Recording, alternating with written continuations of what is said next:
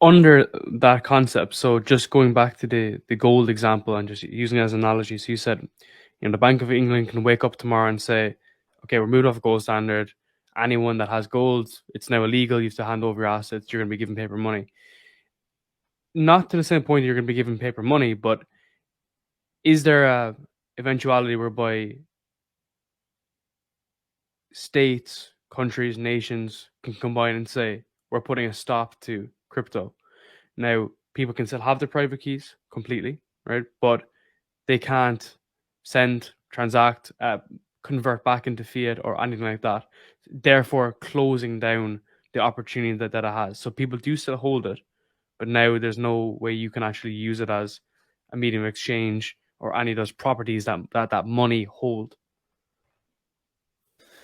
Yeah. So to the first point, fiat currency is extremely dangerous because obviously inflation's a big problem, but there's another problem of just outright deauthorization. The Indian central bank, this was, I think, a decade or so ago.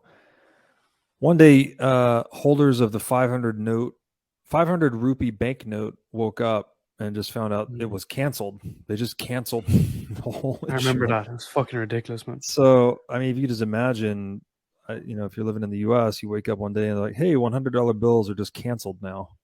Like they're not money anymore." Like the inflation's bad, but that's really bad. Like just turn the key, right? Talk about counterparty risk and exposure to the opinions of others. Like that's why you don't want to have to trust anyone with your money, because the trusted other can turn it off.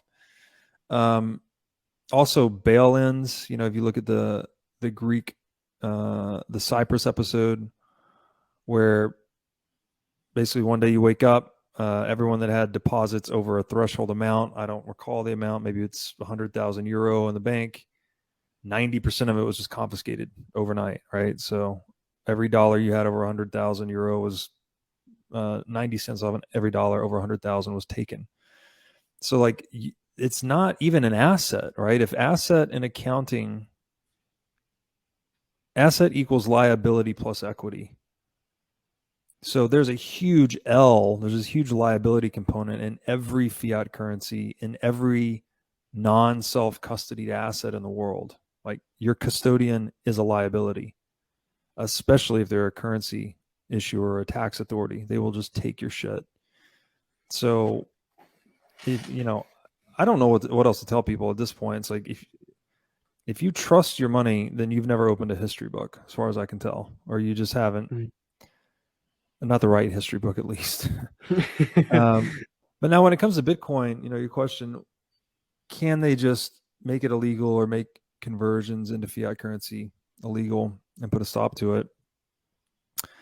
The only thing that regulators can control or clamp down on are the gateways, right? So they can clamp down on banks, they can clamp down on exchanges, they can clamp down on custodians.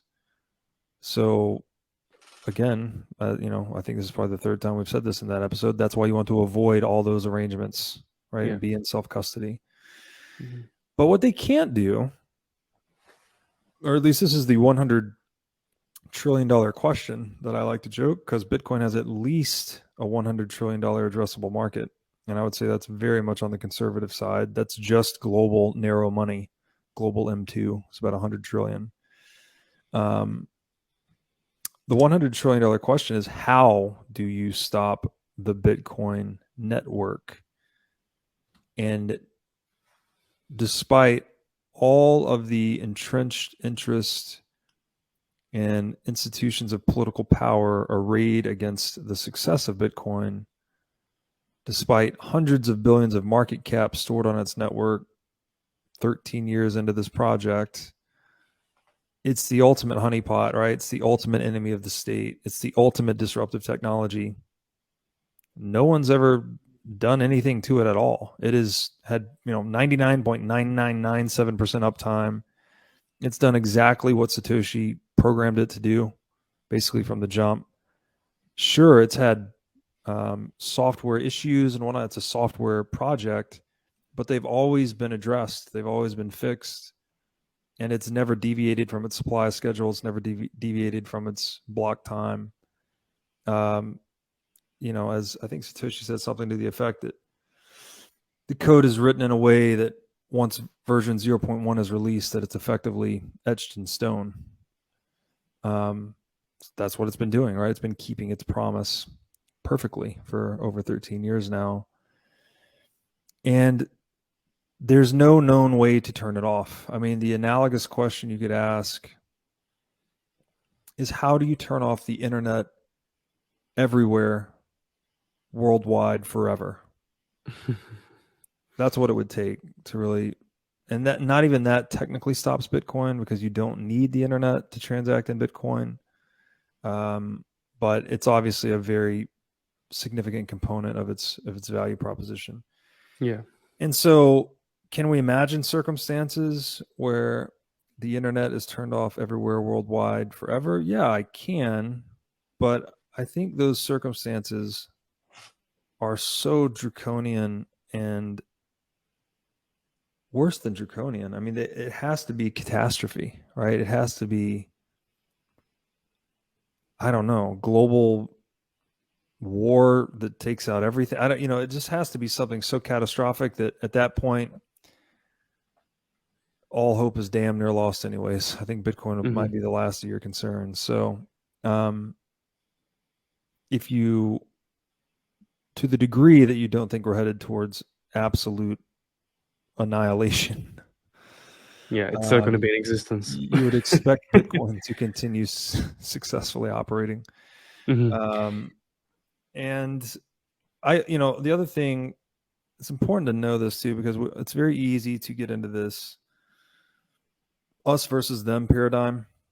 When you're looking at government, you're looking at this, what appears to be, even the way we talk about it, right? We're talking about the government, like there's some dark entity, looking over our shoulder. But at the end of the day, these are constructs of human beings, right? Individuals comprise the government. And individuals do not follow laws. Individuals follow incentives. So every individual, even those inside of government, are facing the same or similar circumstances, right? Inflation is escalating, taxation is escalating, social divisiveness as a result is becoming more and more manifest. The world's becoming, faith in social institutions is being lost.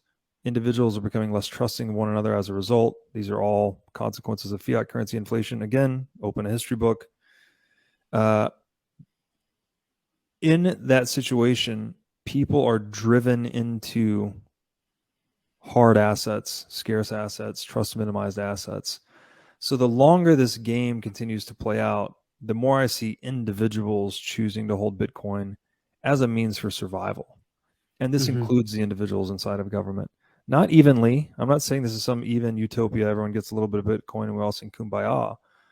But people are going to face the harsh realities of what money is and how it works and how trust works. And the more blowups we have, whether they're of nation states or individual counterparties, the more chaos there is. This anti-fragile social institution we call Bitcoin benefits from all of that, because it is the only thing, it's the only unshakable, immovable object amid all of this chaos. So people seek shelter there. So that's how I see it playing out. And it might be a bit of an extreme or unpopular opinion, but I don't think there's going to be any of our current social or economic institutions will remain standing after the dust settles. Not in the form we know them, at least.